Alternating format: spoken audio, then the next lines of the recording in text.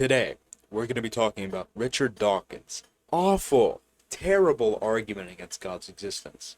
So here's the argument right here. We're going to be focusing primarily on this part. Okay? This is stuff about how, well, we're going to find another solution find basically the Darwin for the beginning of the universe. And this argument is the ultimate Boeing 7047 Gambit. It's essentially an attempt to disprove God's existence. God does not exist because of this argument. Now, the first issue with this argument, you could pause it and you could read it. I'm sure it should be big enough for you to read. The biggest issue with this argument is that it does not lead to the conclusion that God does not exist. That's the biggest problem. It's a complete non sequitur. The most you can get from this argument is like, well, you should not infer design based on the appearance of what seemingly seems like a design. That's the most you can get from it. You don't get, well, God does not exist. You don't get that. And even then, I mean, when we look at the reason, okay, so the natural temptation to attribute the appearance of design to actual design itself, okay, then the reason why this is false is because the designer hypothesis immediately raises the larger problem of who designed the designer. Now, this is something you hear, like, in middle school, high school, like, well, who created God? You know, that type of objection. And I've already talked about that specific objection in other videos. It's not a good one. But as far as raising a larger problem of who designed the designer, what he doesn't understand is that with this logic of needing to explain the explanation, you'll end up not being able to reason anything. For example, to show the best explanation, let's say you have milk in a fridge.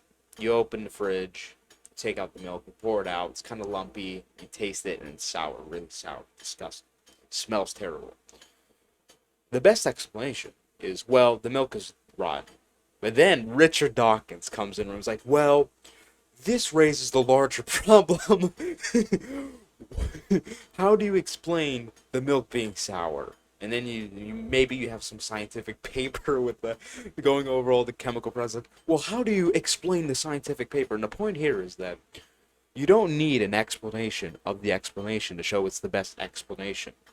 If you need an explanation of the explanation to show it's the best explanation, then you'll need an explanation of that explanation, then an explanation of that explanation, and an explanation of that explanation. It's an infinite regress. You would literally never be able to reason. You would literally never be able to figure out logically, under this logic, why the milk is sour. It would just go on forever. Theoretical infinite.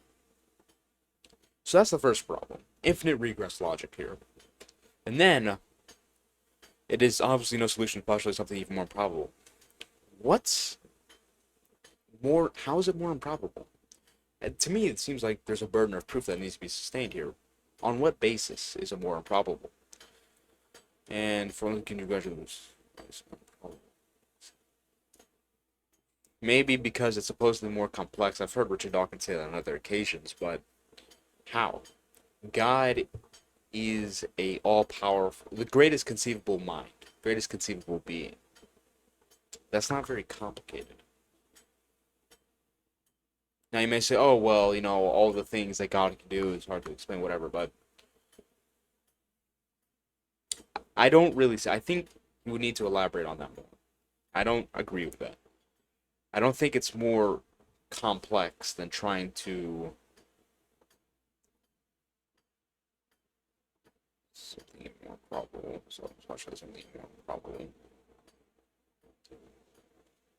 I don't see it. I'm really trying to, give him every benefit of that, but I don't see it. I would need to see more. But in any case, the main problem here is the explanation for why the temptation is false. It's completely this is complete crap.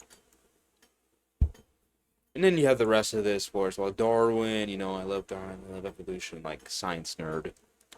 Probably absence assessment. Self-defeating on what basis? Designer, doesn't make any sense. So this argument is terrible because one, even if you grant all of this, it doesn't lead to the conclusion that God does not exist. And then, even worse, this line right here would completely, the logic used here would completely destroy all forms of reason. You wouldn't be able to reason. You wouldn't be able to do science. You know, Richard Dawkins loves so much science. You wouldn't be able to do science with this. And, you know, this goes to the point that Richard Dawkins really isn't a scholar in this regard, in any regard. He doesn't know what he's talking about when he starts talking about, well, theism, atheism, God, no God, Christianity, this, that, and the third. He has no idea what he's talking about.